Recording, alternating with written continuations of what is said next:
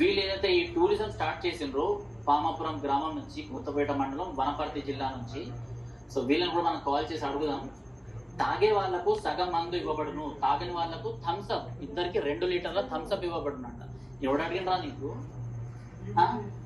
ఆలయాలకు వెళ్ళేటప్పుడు ఎంత పవిత్రంగా వెళ్తారు, మరి తాగే వాళ్లకు ఈ సగం మంది ఇవ్వబడును, తాగిన వాళ్ళకు థమ్స్అప్ ఏందిరా అడ్డగడదా? 2 రోజుల తర్వాత 2 యాటలతో కందూరు చేయబడును, ఆ రోజు ఒక మనిషికి 1 క్వార్టర్ ఇవ్వబడును. అరే కనీసం సిగ్గుందారా? ఆలయాలకు వెళ్ళేటప్పుడు ఎట్లా వెళ్తారు?